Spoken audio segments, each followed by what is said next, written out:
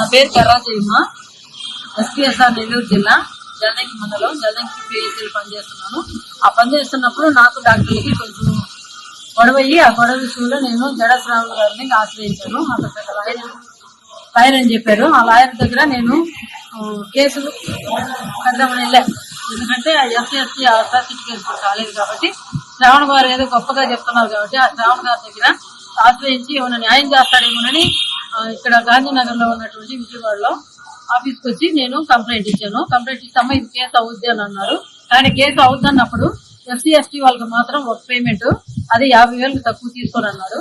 తర్వాత other caste అయితే ₹1,00,000 అని చెప్పారు. సరే సార్, ప్రస్తుతానికి నేను ఒక 10,000 తెచ్చుకున్నాను, 10,000 తీసుకోండి, తర్వాత నేను మిగతా 40,000 ఇంటికి ఫోన్ పే చేస్తానంటే అసలేం సత్యంగా ఒప్పుకోలేదు. ఒప్పుకోకుండా 50,000 వేసిన దాకా నేను కేసు టేకప్ చేయను అన్నారు. సరేలేని చెప్పేసి మేము ఇంటికి వెళ్ళిన తర్వాత ఆ మరుసటి రోజే 50,000 నేను ఫోన్ పే చేశాను. 50,000 ఫోన్ పే చేసిన తర్వాత కేసు టేకప్ చేయట్లేదు. నెలలు రోజులు గడిచిపోతున్నాయే తప్ప అతను కేసు ఏం ముందుకు రానివ్వట్లేదు. అసలు ఎందుకు ఏం జరుగుతుందో, డిలేట్ ఎందుకు జరుగుతుందని నా ఆతృత మీద నేను మళ్ళా విజయవాడ గాంధీనగర్కి వచ్చి ఆయన ఆఫీసులో కలిసి మళ్ళీ మాట్లాడితే ఇది కేసు ఇదిగమ్మా అవుతుందని చెప్పి ల్యాప్టాప్ అట్లా మా వైపు అటు తిప్పినట్టు చెప్తారండి, మళ్ళీ అటు తిప్పుకుంటారు. అది మాకేం అర్థమైందండి, మా ఊరు సామాజికంగా ఉండే వాళ్ళకి అది లాయర్లకైతే అర్థమైంది కానీ మాకే అర్థం కాదు కదా.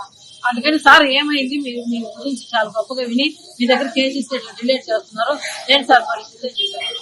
కానీ అతను ఏమీ టేకప్ చేయలేదు. నేను ఇచ్చిన ఫార్మెట్ మొత్తం ఇట్లా పలానా వచ్చి కేసు పెట్టిందని మళ్ళీ డాక్టర్లకి ఇంటిమేషన్ తెలియజేసి అతను వాళ్ళతో కుమ్మకైపోయి నా కేసు డిలేట్ చేశారు. సార్ నేను కేసు మాట్లాడుతున్నాను కదా, 50,000 ఇచ్చాను కదా, 50,000 ఇచ్చినప్పుడు నా కేసు టేకప్ చేయకుండా నన్ను ఎందుకు ఇబ్బంది పెట్టలేదు సార్ అని చెప్పిందంటే, లేదు మళ్ళీ నాకు ₹1,00,000 ఇస్తే కనుక నేను టేకప్ చేస్తున్నాను. మళ్ళీ ₹1,00,000 తీసుకున్నాను.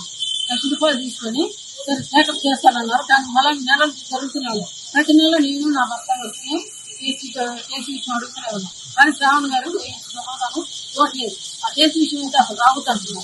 నా దగ్గర డబ్బులు తీసుకొని 50,000 ఫోన్ పే చేసి ₹1,00,000 డబ్బులు తీసుకొని నా కేసు టేకప్ చేయండి, డాక్టర్తో అయిపోతే నాకు ఎంత బాగా ఉంటుంది. శ్రావణ్ గారు చేసినంత మోసం న్యాయం జరగలేదు. న్యాయం చేస్తానని అన్యాయం చేశారు. న్యాయం అనే మాట లేదు అతని దగ్గర, పేరుకి మాత్రం అంటాడే కానీ అది న్యాయమే లేదు.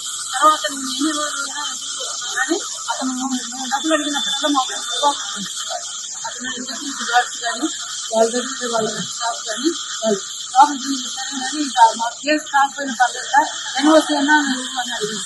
ఎన్ఓసి కానీ నేను పోతే ఆ రోజు నేను నా భర్త మా సిస్టర్ సలేమని అమ్మాయి మేము ముగ్గురు వచ్చాము. ముగ్గురు వచ్చిన తర్వాత మాతోటే అసభ్యకరాన్ని మాట్లాడుతూ అతను మీకేమో నేను చేయాలని చేయను, మీ వల్ల కాదు, నేను చేయని చెప్పేసి అట్లా దీన్ని మాట్లాడుతూ నన్ను 2 మీద చేసేసి పోసేసి ముగ్గురున్నసారి చెప్పుకోండి, నేను నేను వద్ద చేయిస్తానని చెప్పేసి తన అనుచరులతో తెప్పించి మమ్మల్ని బెదిరించారండి. కాబట్టి నేను అటు ఎలా ప్రయత్నం తప్పించుకొని వారిపై వచ్చాను ప్రాణానికి. కానీ ఇలాంటి జనానికి రావాల్సిన వాళ్ళు ఎంతమంది ఉన్నారో తెలియలేదు. కానీ ఎస్సీ ఎస్టీ వాళ్ళకి మాత్రం పేరు గొప్ప మీరు చెప్పినట్టుగా అతను కేసు టేకప్ చేయకుండా అలాంటి వాళ్ళని ఎంతమందిలో మోసం చేస్తూ డబ్బులు ఆర్జిస్తూ పైగా కేసులు తీసుకోకుండా చేస్తున్నారు.